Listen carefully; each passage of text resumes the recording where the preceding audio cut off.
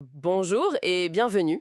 Aujourd'hui, on va explorer une méthode assez clé pour évaluer la valeur d'une société, surtout celles qui sont riches en biens, comme les SCI, les sociétés civiles immobilières. C'est la méthode patrimoniale. En gros, l'idée, c'est de regarder ce que la société possède vraiment, sa substance, quoi. Exactement. Le principe de base est, on peut dire, assez simple. La valeur vient de ce que la société détient, ses actifs, moins ce qu'elle doit, ses dettes. C'est intuitif. Mais là où ça se complique un peu, c'est qu'il y a une vraie différence entre la simple valeur comptable, celle des livres, et une vision plus réaliste du patrimoine actuel. Ah oui, cette nuance est importante. Alors, comment ça se traduit concrètement? C'est quoi la différence au juste entre ces deux approches? Alors commençons par le début. La valeur dite mathématique comptable, ou actif net comptable, LANS. Là, c'est direct, hein. On ouvre le bilan comptable de la société, on fait la somme de la valeur des actifs, tels qu'ils sont inscrits, et on enlève le total des dettes enregistrées. C'est une photo, si vous voulez, du patrimoine selon les règles comptables, souvent basées sur les coûts d'achat historiques. Je vois, simple donc. Mais potentiellement trompeur, non? Si on imagine une SCI qui a acheté un immeuble à Paris il y a, disons, 40 ans, sa valeur dans les livres comptables doit être très très loin de sa valeur sur le marché aujourd'hui.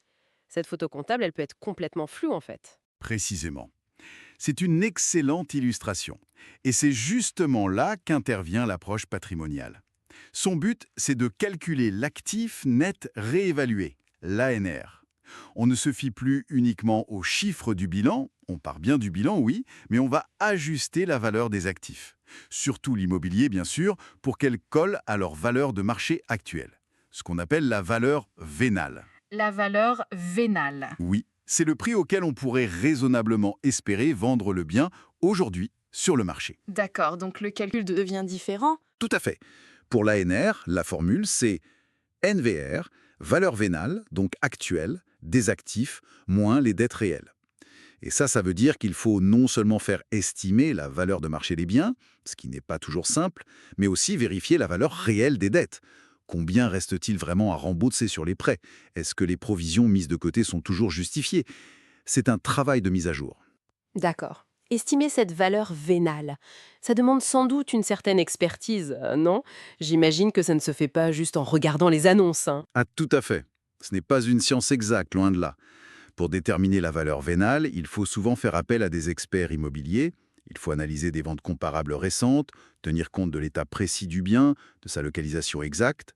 C'est un vrai travail d'enquête pour se rapprocher le plus possible de la réalité économique du moment.